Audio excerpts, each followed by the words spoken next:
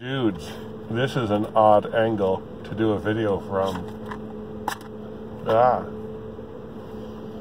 I'm going to risk it.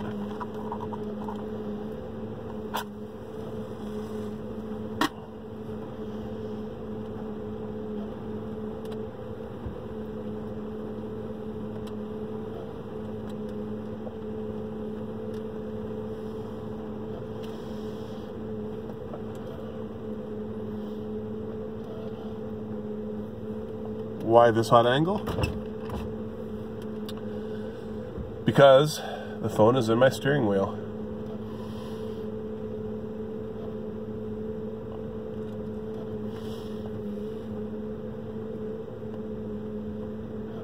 I left the BMW plant and it was pouring rain.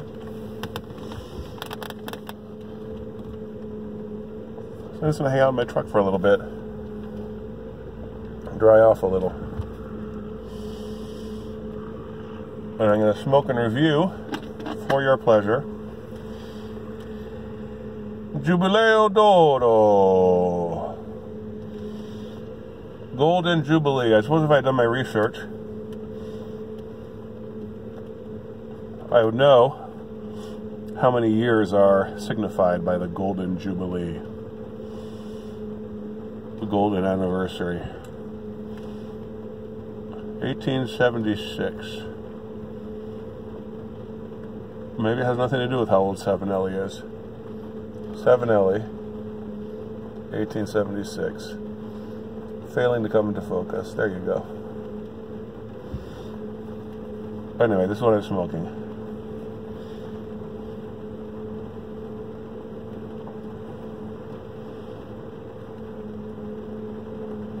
And it tastes basically like a quite rich Virginia.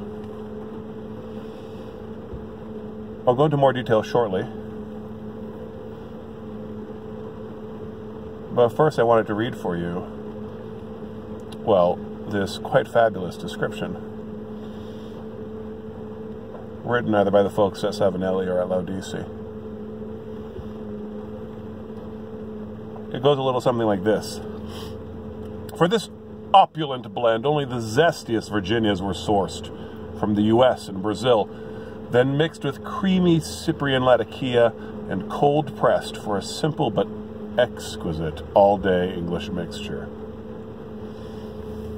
The zestiest Virginias from the US and Brazil. So it's possible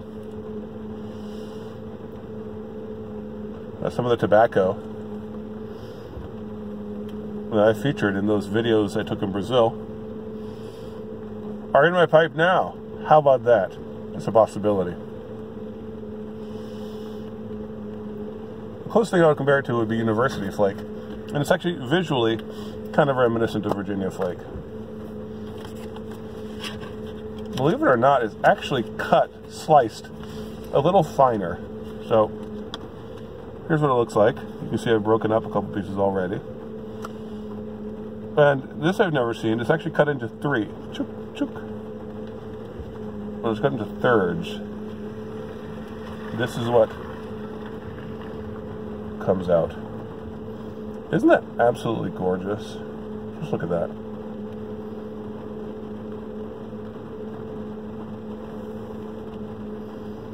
Well, look how thin it is. Super easy to break, and it comes a little dry, which is how I like it. A lot of tin tobaccos come slightly moist, I suppose to account for possibly being on a shelf for a long time. But these are supposed to be sealed tight, so I kind of like it when I open it and it's ready to roll. As you saw, beautiful tobacco. Easy to break up, both because it's thin and because it's kind of dry. You know, I said it was cold pressed. That would contribute to that a little bit. What you get with a lot of cold pressed tobaccos, like the still could be Navy Flake. It's a very clean Virginia flavor. more towards the salty than the vinegary or fruity. And that's what you have here. But between the Latakia and I think the Virginia itself, you know, the zesty Virginias, there's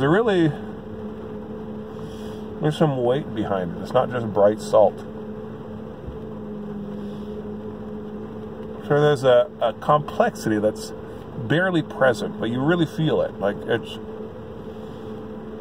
feels like you're having small talk with a really wise man. You know, like if you sat down and had the opportunity to talk to him all day, you'd be really impressed.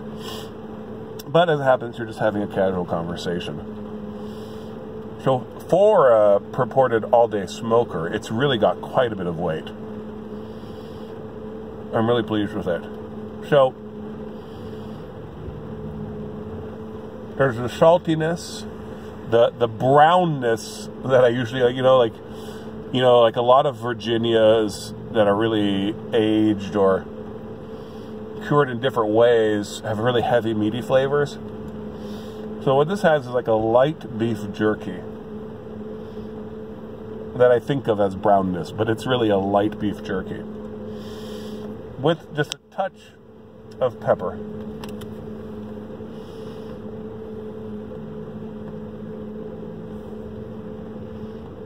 I highly recommend it. I like it. I might like it more than University Flake, and University Flake is one of my favorites. This is not a tobacco that's going to punch you in the face or blow your socks off, which I confess is an effect that I often go for. What this is really mature.